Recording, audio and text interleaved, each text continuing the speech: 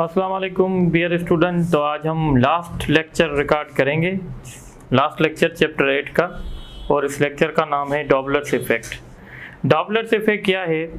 तो जब सोर्स के बीच में और लिसनर के बीच में रिलेटिव मोशन होता है तो जो लिसनर जो साउंड डिटेक्ट करता है उसकी जो फ्रीक्वेंसी होती है या उसकी जो पिच होती है वो ओरिजिनल पिच या फ्रीक्वेंसी से डिफरेंट होती है। इस फेनोमेना को कहते हैं डॉपलर्स इफ़ेक्ट। इसका सिंपल मतलब ये है कि सपोज करें आप किसी प्लेटफॉर्म पे ट्रेन का इंतज़ार कर रहे हैं और वो ट्रेन प्लेटफॉर्म की तरफ आ रही है और वो सायरन एमिट कर रही है। तो जैसे ही वो ट्रेन प्लेटफॉर्म के तरफ आएगी तो आप ये देखेंगे कि आप ये फील करेंगे कि उसकी फ्रीक्वेंसी जो है इंक्रीज़ हो रही है। इस तरीके से जब वो ट्रेन प्लेटफॉर्म से चली जाएगी फिर भी वो सायरन एमिट करेगी और आपको ये लगेगा कि उसकी फ्रीक्वेंसी जो है कम हो रही है। इस इफ़ेक्ट को कहते हैं डॉपलर्स इफ़ेक्ट। सो डॉपलर्स इफ़ेक्ट क्या है? The apparent change in frequency, the apparent change in frequency due to relative motion between source and listener is known as Doppler's effect। इसको हम कहते हैं डॉपलर्स इफ़ेक्ट। देखें, डॉपलर्स इफ़ेक्ट जो होता है वो सिंपली रिलेटिव मोशन की वजह से होता है। अगर रिलेटिव मोशन नहीं होगा तो डॉपलर्स इफ़ेक्ट भी नहीं होगा। तो ये मैं लिख लेता हूँ, if there is no relative motion, if there is no relative motion then there will be no Doppler's effect. और ये जो डॉपलर्स इफ़ेक्ट होगा ये सिर्फ साउंड के लिए वैलिड नहीं होगा बल्कि ये लाइट के लिए भी वैलिड है। सो हम कहते हैं दिस इज यूजफुल फॉर, या this can be applied,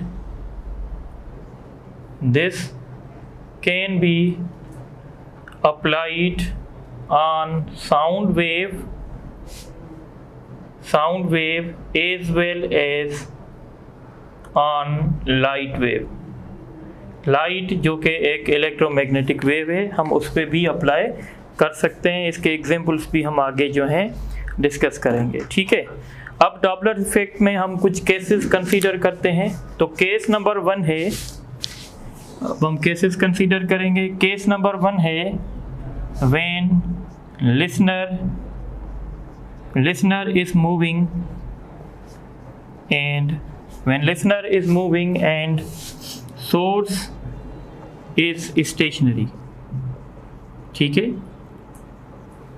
when listener is moving and source is stationary, source मतलब समझें कोई लाउड स्पीकर है, ये लाउड स्पीकर पड़ा हुआ है और एक सोर्स है, एक हमारा लिसनर है, ये समझे लिसनर है।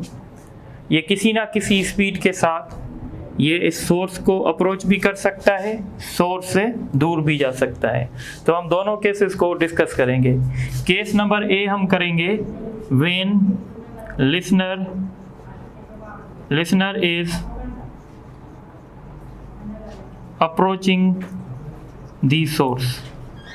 जब लिसनर जो है सोर्स को अप्रोच करेगा तो इस केस में क्या होगा? इस केस में लिसनर जो है जो फ्रीक्वेंसी डिटेक्ट करेगा वो अपेरेंट फ्रीक्वेंसी से ज़्यादा होगी। वो लिसनर जो फ्रीक्वेंसी डिटेक्ट करेगा वो ट्रू फ्रीक्वेंसी से ज़्यादा होगी। तो हम लिखेंगे in this case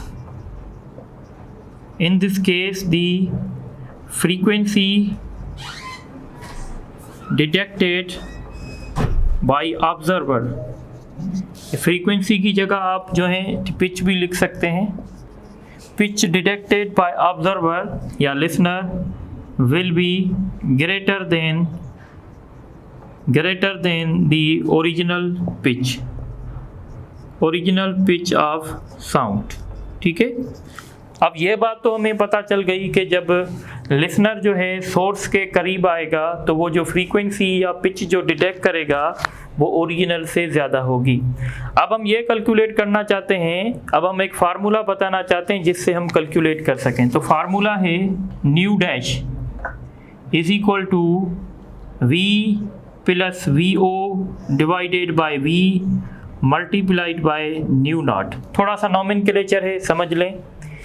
new dash का मतलब होगा अपीयरेंट फ्रीक्वेंसी या अपीयरेंट पिच जो वो डिटेक्ट करेगा, और न्यू नॉट का मतलब होगा ओरिजिनल फ्रीक्वेंसी जो साउंड की ओरिजिनल फ्रीक्वेंसी होगी, और V का मतलब होगा speed of sound in air जो साउंड की स्पीड होगी, जैसे 332 या 340 जो भी होगी, और VO का मतलब होगा स्पीड ऑफ लिसनर की स्पीड। लाजमी है ये लिसनर जब सोर्स को अप्रोच करेगा तो उसकी कुछ ना कुछ स्पीड होगी। इसी तरीके से अब हम दूसरा केस करेंगे, और दूसरा केस है कि when listener is moving away from source. जब लिसनर जो है सोर्स से दूर जाएगा, जब दूर जाएगा तो कॉमन सेंस है अब जो इसकी जो पिच होगी, यानी जो पिच अब डिटेक्ट करेगा वो ओरिजिनल से कम होगी। सो पहली पॉइंट तो ये है the pitch observed by listener, the pitch observed by the listener will be less than original pitch of sound या ओरिजिनल फ्रीक्वेंसी ऑफ साउंड। और इस केस में हमारा फार्मूला होगा nu dash is equal to v minus v o upon v multiplied by nu naught. ठीक है, अब एक बात तो तय हो चुकी है कि ये वाला फार्मूला और ये वाला फार्मूला सेम है, सिर्फ यहाँ पे हमने माइनस लगाई है और यहाँ पे हमने प्लस लगाई है। तो याद रखिएगा जब हमारा लिसनर अप्रोच करेगा तो हम प्लस की साइन देंगे, जब लिसनर हमारा सोर्स से दूर जाएगा तो माइनस की साइन देंगे। आई थिंक ये क्लियर हो गया। इसके बाद केस नंबर 2 है हमारा। केस नंबर 2 में क्या है कि व्हेन लिसनर या when source is moving, when source is moving and listener is stationary. अब सोर्स मूव करेगा और लिसनर जो है वो हमारा स्टेशनरी होगा। यानी अब आप ऐसे समझें ये हमारा एक लिसनर है और ये एक जो है गाड़ी है। ठीक है, इस गाड़ी के अंदर कोई लाउड स्पीकर पड़ा हुआ है। अब ये गाड़ी जो है इस लिसनर के करीब आ रही है। जब ये करीब आएगी तो फिर क्या होगा, ये यहाँ से जो है सपोज करें अगर ये हमारा लिसनर है, ये सोर्स है, तो यहाँ से वेवलेट्स निकलेंगे। जब यहाँ से वेवलेट्स निकलेंगे, ये सपोज करें वेवलेट्स निकल रहे हैं, तो इस तरीके के वेवलेट्स होंगे। तो आप ये ऑब्जर्व करेंगे कि इस केस में क्या होगा कि ये जो करस्पॉन्डिंग जो वेव्स होंगी ना, इनका जो डिस्टेंस यानी वेवलेंथ जो है वो कम होती जाएगी। जैसे ही ये सोर्स है बेसिकली, जैसे ही ये सोर्स लिसनर के करीब जाएगा तो दो कंसेक्यूटिव क्रेस्ट के बीच में फासला जो है वो कम होता जाएगा, यानी वेवलेंथ जो है वो डिक्रीज होती जाएगी जब ये इसको अप्रोच करेगा। अगर वेवलेंथ डिक्रीज हुई है तो इसका मतलब है हम कहेंगे फ्रीक्वेंसी इंक्रीज हो जाएगी। तो ये जो केस मैं बता रहा था, ये केस क्या था, व्हेन सोर्स इज अप्रोचिंग या मूविंग टूवर्ड्स स्टेशनरी लिसनर। ठीक है, इस केस में जो डिस्टेंस है कंसेक्यूटिव क्रेस्ट के बीच में वो कम होता जाएगा, डिक्रीज होता जाएगा, यानी हम कहेंगे वेवलेंथ जो है डिक्रीज हो जाएगी। Wavelength will be decrease, wavelength decrease हो जाएगी, और frequency will be increase. Frequency वो जो हमारा लिसनर जो है डिटेक्ट करेगा। ठीक है, तो इस केस में हम जो फ्रीक्वेंसी फाइंड करेंगे उसका फार्मूला होगा nu dash v minus v s multiplied by nu dot, ये इसका फार्मूला हो जाएगा। ठीक है, याद रखिएगा जब भी आपका सोर्स मूव करेगा ना तो वेवलेंथ में डिक्रीमेंट या इंक्रीमेंट आएगी, पर जब आपका लिसनर मूव करेगा ना तो लिसनर के मूवमेंट में वेवलेंथ में कोई भी डिफरेंस नहीं आएगा। वेवलेंथ में डिफरेंस तब आएगा जब सोर्स मूव करेगा। ठीक है, अब इसका दूसरा पार्ट क्या होगा? दूसरा पार्ट इसका होगा when source is moving away from, when source is moving away from stationary listener। ठीक है, यानी अगर आप यहाँ देखें, सपोज करें ये हमारा जो ऑब्जर्वर, ये जो लिसनर है वो A है, और इसी तरीके से अगर यहाँ पे मैं लिसनर B रख लूँ, ठीक है, या मैं B लिसनर यहाँ पे रख रहा हूँ, ये लिसनर B है, तो इसका मतलब है कि ये सोर्स लिसनर ए को अप्रोच कर रहा है, तो ये वाला जो लिसनर होगा वो ज़्यादा फ्रीक्वेंसी ऑब्जर्व करेगा और ये वाला जो लिसनर होगा वो कम फ्रीक्वेंसी ऑब्जर्व करेगा। अगर आप देखें तो दो कंसेक्यूटिव क्रेस्ट के बीच में अब जो फासला है वो बढ़ रहा है। इस तरीके यहाँ से दो कंसेक्यूटिव क्रेस्ट के बीच में फासला बढ़ेगा और इस साइड में दो कंसेक्यूटिव क्रेस्ट के बीच में फासला कम होगा। ठीक है, तो हम ये कहेंगे कि यहाँ पे जो होगा वो वेवलेंथ इंक्रीज होगी, wavelength will be increase, wavelength increase हो जाएगी। And what about frequency? तो हम कहेंगे फ्रीक्वेंसी विल बी डिक्रीज, यानी जो अपीयरेंट फ्रीक्वेंसी होगी वो लेस देन ओरिजिनल फ्रीक्वेंसी होगी। तो उसको कैलकुलेट करने का फार्मूला होगा V plus we s multiplied by nu not. अब इस फार्मूले को भी आप समझ गए हैं, यानी जब सोर्स की बात होगी तो सोर्स का जो हिसाब किताब होगा वो डिनोमिनेटर में होगा। अगर सोर्स अप्रोच करेगा तो माइनस की साइन आएगी और अगर सोर्स दूर जाएगा तो प्लस की साइन होगी। लिसनर का हिसाब किताब न्यूमिनेटर में होगा, जैसे देखें यहाँ पे लिसनर का हिसाब किताब न्यूमिनेटर में होगा। लिसनर अगर करीब जाएगा तो प्लस की साइन, लिसनर अगर दूर जाएगा तो माइनस की साइन। इस तरीके से अगर सोर्स है तो सोर्स का हिसाब किताब डिनोमिनेटर में होगा, सोर्स अगर करीब जाएगा तो माइनस की साइन, दूर जाएगा तो प्लस की साइन। अब हम यहाँ पे एक केस डिस्कस करेंगे, case number 3, when both are moving, जब दोनों मूव कर रहे हैं। इस केस में केस नंबर A है when both are approaching, when both are approaching to each other, दोनों एक दूसरे के करीब आ रहे हैं। तो इस केस में अगर मैं आपसे क्वेश्चन पूछूं what you say about wavelength, तो यकीनन वेवलेंथ डिक्रीज हो जाएगी क्योंकि यहाँ पे सोर्स जो है मूव कर रहा है। So wavelength will be decrease, wavelength decrease हो जाएगी। एंड फ्रीक्वेंसी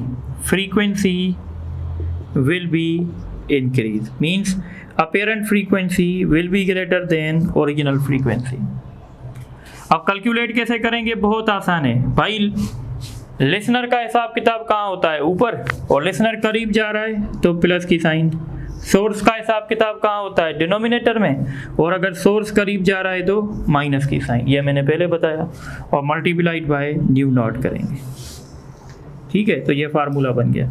इसी तरीके से हम इसका दूसरा केस बना सकते हैं। दूसरा केस क्या है? When both are moving away from each other, जब दोनों एक दूसरे से दूर जाएंगे।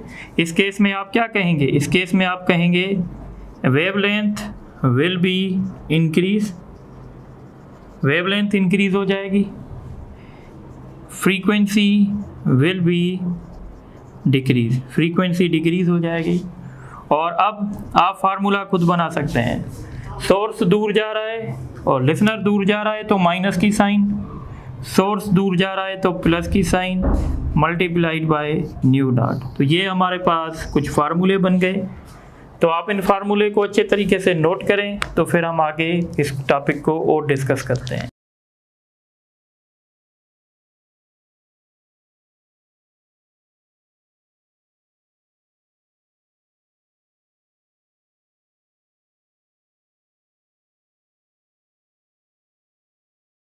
अच्छा, अब हम डॉपलर्स इफेक्ट में आप अगर अपने टेक्स्ट बुक में देखेंगे तो वहाँ पे हमें एक टर्म मिली हुई है जिसको हम कहते हैं make number.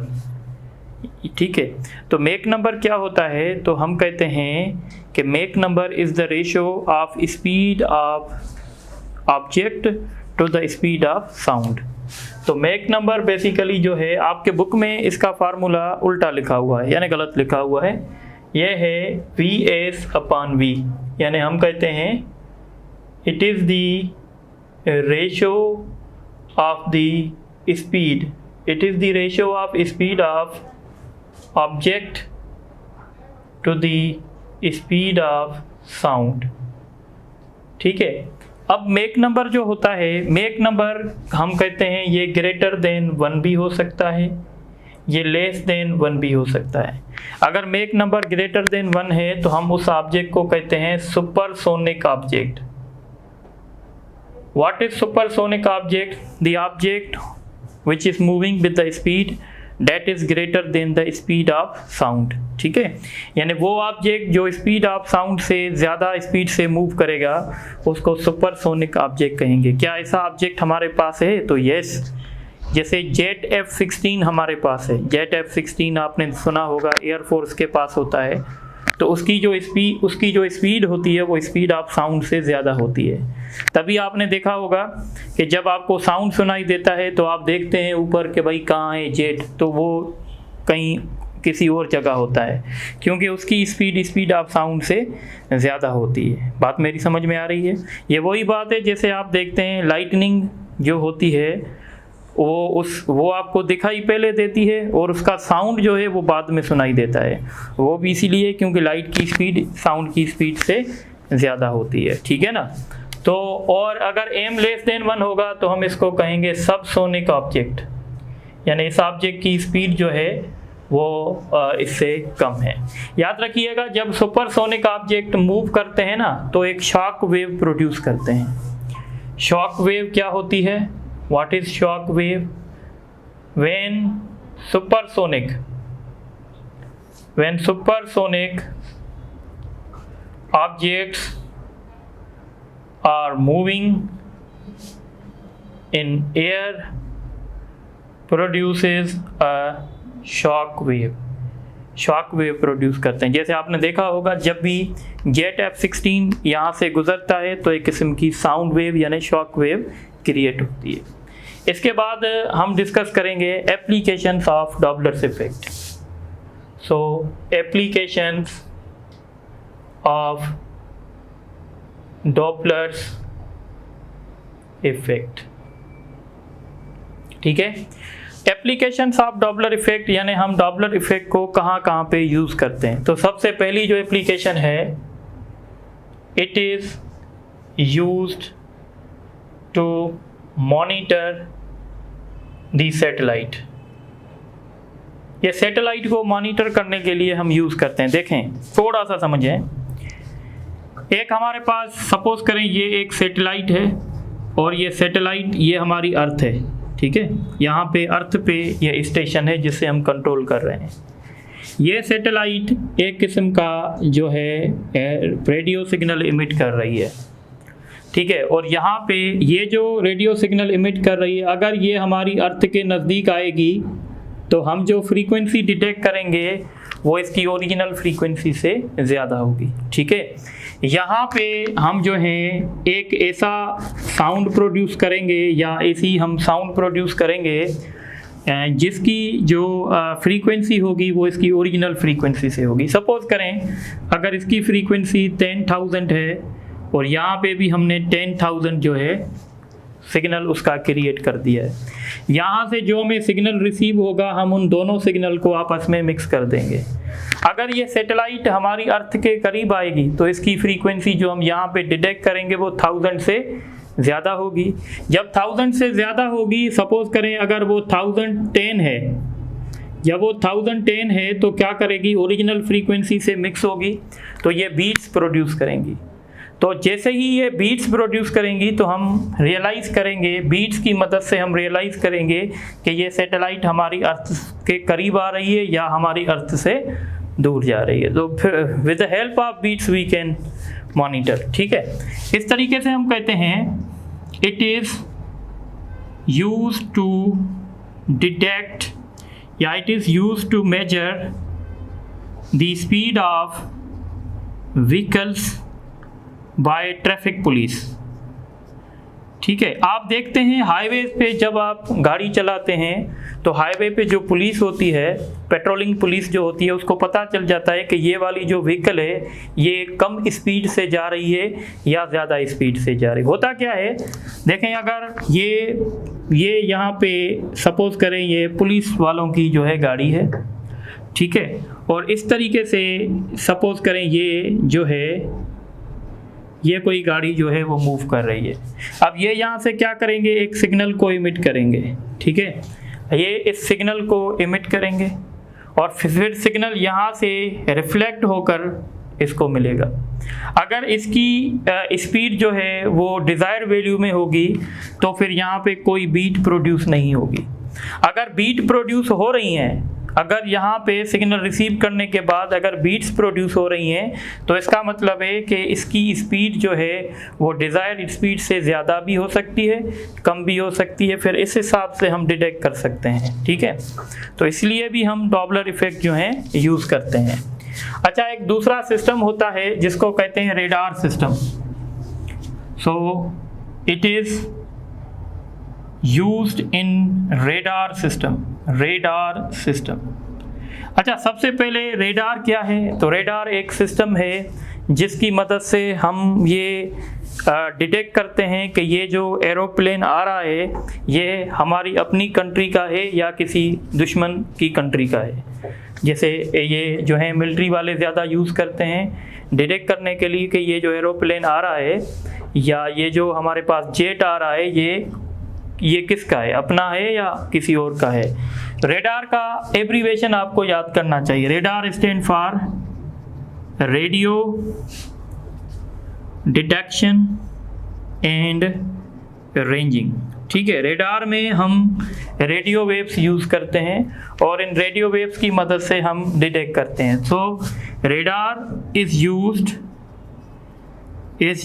To detect the, या ऐसे लिख लें, आइडेंटिफिकेशन ऑफ एरोप्लेन्स, या इस तरीके से। ठीक है, इसके बाद हमारे पास है VOR सिस्टम। VOR सिस्टम में भी हम डॉपलर इफेक्ट यूज़ करते हैं। VOR का मतलब क्या है, very high frequency omni range. Very high frequency omni range, basically हम इसमें वेव्स यूज़ करते हैं इलेक्ट्रोमैग्नेटिक। ये गाइड सिस्टम होता है, ये एयरपोर्ट्स पे लगा होता है जो एरोप्लेन को गाइड करता है, किसी एयरपोर्ट की लोकेशन बताता है। So it is a system which is installed on airport to guide the aeroplane को जो है गाइड करता है। और ये जो VOR है, VOR में जो हम फ्रीक्वेंसी यूज़ करते हैं वो 30 मेगाहर्ट्ज़ से लेकर 3000 मेगाहर्ट्ज़ तक हम यूज़ करते हैं। इलेक्ट्रोमैग्नेटिक रेडिएशंस होते हैं और इनकी फ्रीक्वेंसी 30 मेगाहर्ट्ज़ से लेकर 30 से लेकर 300 तक होती है। आपसे एक क्वेश्चन इंटीरियर्स में कर सकते हैं कि VOR की फ्रीक्वेंसी की रेंज कितनी होती है, तो ये होती है। उसके बाद हमारे पास एक सिस्टम होता है जिसको हम कहते हैं अल्ट्रासाउंड। साउंड आपने सुना होगा, ये मेडिकल पर्पस के लिए होता है, डायग्नोस्टिक पर्पस के लिए। एक्सरेज जो होते हैं वो डेंजरस हैं, हम एक्सरेज की मदद से भी डायग्नोस कर सकते हैं कि इसके साथ क्या इशू है। और हम आजकल लेटेस्ट जो टेक्नोलॉजी है वो अल्ट्रासाउंड है, इसकी मदद से भी कर सकते हैं। अल्ट्रासाउंड जो है वो सेफ़ है क्योंकि एक्सरेज की फ्रीक्वेंसी बहुत ज़्यादा है। जब हम हाई फ्रीक्वेंसी के रेडिएशंस यूज़ करते हैं तो वो हमारे सेल को आयोनाइज कर सकते हैं, उसको रप्चर कर सकते हैं और जो है वो डिजीज़ क्रिएट कर सकते हैं। इसलिए हम अल्ट्रासाउंड की टेक्निक जो है यूज़ करते हैं। सो अल्ट्रासाउंड में भी डॉपलर इफेक्ट यूज़ होता है। एक लास्ट में एक एप्लीकेशन सुन लें जिसको हम कहते हैं रेड शिफ्ट और ब्लू शिफ्ट। एक टर्म होता है रेड शिफ्ट, एक टर्म होता है ब्लू शिफ्ट। ये एस्ट्रोनॉमी में यूज़ होता है। देखें, ये हमारी अर्थ है, ये अर्थ में हमारी कोई स्टेशन है, ये कोई प्लेनेट है या ये कोई स्टार है। ये स्टार लाइट इमिट करता है और इसकी लाइट का हम अर्थ पे बैठकर स्पेक्ट्रम देखते हैं। अगर ये स्टार हमारी अर्थ के नज़दीक आता है तो ये जो रेडिएशन इमिट करेगा उसकी वेवलेंथ कम होगी और टेक्निकली हम इसको ब्लू शिफ्ट कहते हैं। जब हम कहेंगे ना कि इस स्टार एक्स में ब्लू शिफ्ट आ रहा है, इसका मतलब है ये स्टार हमारी अर्थ के करीब आ रहा है। तो ब्लू शिफ्ट का मतलब क्या है? When a star Bollywood star नहीं, ये वाला star, when a star is approaching to the earth, it is known as blue shift। Red shift का मतलब क्या है? अगर ये स्टार हमारी अर्थ से दूर जाएगा ना तो इसकी वेवलेंथ बढ़ जाएगी, ये जो रेडिएशन एमिट करेगा उसकी वेवलेंथ बढ़ जाएगी। तो इसका मतलब होगा when a star is moving away from earth, it is known as red shift। तो रेड शिफ्ट और ब्लू शिफ्ट ये है। लास्ट में आपका टॉपिक है एक्वेस्टिक्स। What is एक्वेस्टिक्स? तो डेफिनेशन तो आपने सुनी होगी। It is the branch of physics in which we study the properties, या ऐसे लिख लें, the production and properties of sound. यानी इसमें हम प्रोडक्शन पढ़ते हैं कि भाई साउंड कैसे प्रोड्यूस होता है और उसकी प्रॉपर्टीज़ पढ़ते हैं कि अच्छा साउंड क्या होना चाहिए, या हम ऐसे भी कह सकते हैं कि हम इसमें ट्रांसमिशन के हवाले से भी पढ़ते हैं। सो एक्वेस्टिक्स जो होती हैं, जैसे लास्ट में आपके बुक में भी लिखा हुआ है, तो एक बात होता है यहाँ पे हम डिस्कस करेंगे इको। तो इको क्या है? तो जब साउंड किसी भी, याद रखिएगा, ये अगर यहाँ पे ये सोर्स है, अगर ये सोर्स है, ये साउंड को इमिट कर रहा है तो ये साउंड जाएगा, और साउंड जब किसी भी सरफेस के साथ स्ट्राइक करता है तो वो रिफ्लेक्ट होता है। जब वो रिफ्लेक्ट होगा तो ये साउंड हमें दोबारा सुनने में आएगा। इसको हम कहते हैं इको। तो इको क्या है? इको रिपीटेशन है। It is the repetition of sound. यानी मैंने एक बात की, शाउट किया, और वही शाउट मैंने दोबारा सुना तो मैं कहूँगा इको प्रोड्यूस हो रहा है। एक होता है रीवर्बरेशन। रीवर्बरेशन जो होता है वो एक अलग चीज़ होती है। रीवर्बरेशन का मतलब होता है वो साउंड हमारे को कंफ्यूज कर देती है। रीवर्बरेशन क्या होता है कि जब हम बात कर रहे होते हैं तो साउंड किसी भी ये पॉलिश सरफेस के साथ स्ट्राइक करके ओरिजिनल साउंड में मिक्स हो जाता है और वो कन्फ्यूजन प्रोड्यूस करता है। तो रिवर्बरेशन के लिए कोई कंडीशन नहीं होती है, इको प्रोड्यूस करने के लिए एक कंडीशन होती है। तो याद रखिएगा इको क्या है? It is the repetition of sound due to reflection. Echo हमेशा रिफ्लेक्शन की वजह से बनता है। The minimum distance for observing echo is 17 metre. ये मैं कैसे कैलकुलेट किया 17 मीटर? देखें, हमारे जो कान है इसमें ये प्रॉपर्टी है कि हमारा जो साउंड होता है वो 1/10 सेकंड तक रिटेन होता है। तो इसलिए हम कहते हैं कि हम इको तभी सुन सकते हैं जब हमारा साउंड 1/10 सेकंड के बाद वापस आ जाए। अगर 1/10 सेकंड के बाद वापस आ जाए तो आप जब फाइंड करेंगे v is equal to s into t, पर यहाँ पे दो डिस्टेंस ट्रेवल होंगे, एक जाने के लिए एक वापस आने के लिए, तो इसलिए मैं लिखूंगा वेलोसिटी का फार्मूला होता है, या मैं इसे लिख सकता हूँ 2s v इंटू टी। तो अगर मुझे डिस्टेंस फाइंड करना है v into t divided by 2, sound की स्पीड कितनी होती है, लेट सपोज 20 सेल्सियस टेम्परेचर है, तो 20 सेल्सियस टेम्परेचर पे, या सपोज कर लेता हूँ मैं साउंड की स्पीड 340 है, ठीक है, और ये टाइम कितना होना चाहिए 0.1, क्योंकि मखसूस टाइम ये होना चाहिए, डिवाइडेड बाय 2। तो जब आप इसको करेंगे 170 ये इससे कैंसिल, तो तकरीबन कम से कम डिस्टेंस 17 मीटर होना चाहिए। और इको की इक्वेशन याद रख लीजिएगा, s is equal to v into t divided by 2। ये न्यूमेरिकल्स में हम यूज़ करेंगे।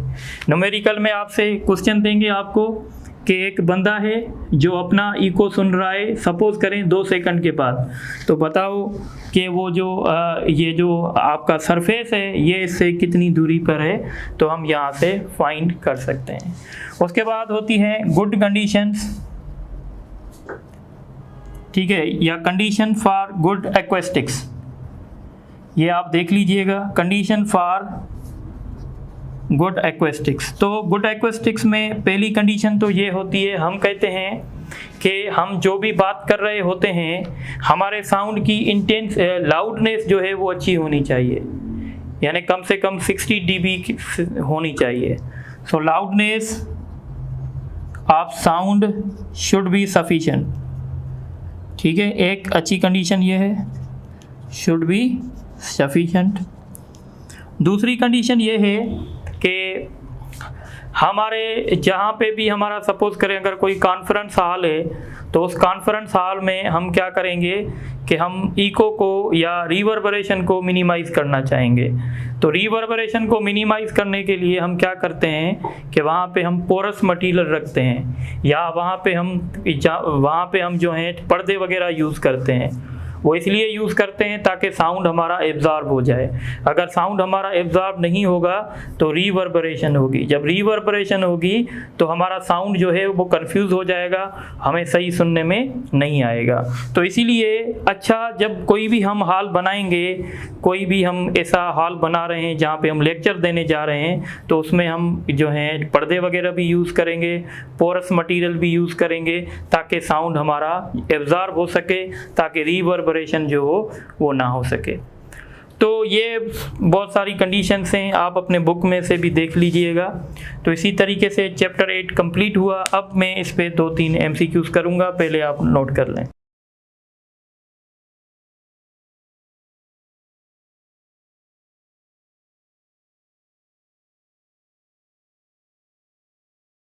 अच्छा, आप ये कुछ MCQs देख लें। When a train is whistling and approaching the observer, the frequency and pitch will be, तो डेफिनेटली ये इंक्रीज होंगे क्योंकि ट्रेन जो है वो करीब हो रही है। The Doppler's effect can be applied on, तो Doppler effect हम इलेक्ट्रोमैग्नेटिक वेव्स के लिए भी अप्लाई कर सकते हैं, साउंड के लिए भी अप्लाई कर सकते हैं। A train is moving, ये न्यूमेरिकल है। A train is moving with a speed of 72 km/h towards a stationary listener and emitting a tone of 900 Hz. Find the frequency detected by listener. तो यहाँ आपको पता होना चाहिए कि सोर्स मूव कर रहा है और अप्रोच कर रहा है तो माइनस की साइन होगी, ठीक है। इस केस में v स्पीड ऑफ साउंड इन्होंने दी है 320 और आप इसको कन्वर्ट करेंगे तो ये 20 हो जाएगा मल्टीप्लाइड बाय 900, तो 320 ये 300 होगा, ये 900, 1 टाइम और 3 टाइम इसको मल्टीप्लाई करेंगे तो 960 हो जाएगा। उसके बाद क्वेश्चन है dash is used to detect the object in water. ये थ्योरी में बताना मैं भूल गया, एक सोनार सिस्टम होता है वाटर के अंदर जो है वो लाइट इलेक्ट्रोमैग्नेटिक वेव सही तरीके से काम नहीं करती है, इसलिए वहाँ पे हम साउंड वेव्स यूज़ करते हैं, उस सिस्टम को कहते हैं सोनार। सोनार का मतलब है साउंड नेविगेशन एंड रेंजिंग, और सोनार में हम जो है अल्ट्रासोनिक वेव यूज़ करते हैं। बहरहाल that is used to detect the object in water, that is called the sonar. और दूसरा क्वेश्चन है in sonar dash is use. तो सोनार बेसिकली एक अल्ट्रासोनिक वेव है, ठीक है। लास्ट क्वेश्चन है find the depth of sea if echo is observed after 0.2 second take speed of sound in water is 1000 metre per second. Depth find करनी है तो मैंने फार्मूला बताया था v into t divided by 2। Velocity आपको दी जा रही है 1000, टाइम दिया जा रहा है 0.2 डिवाइडेड बाई 2। ये 1 होगा, ये 0.1, तो ये 100 मीटर होगा, ठीक है। तो इस तरीके से चैप्टर 8 हमने कंप्लीट कर लिया। फिर इंशाल्लाह नेक्स्ट लेक्चर में हम चैप्टर नंबर 9 डिस्कस करेंगे। Thank you very much.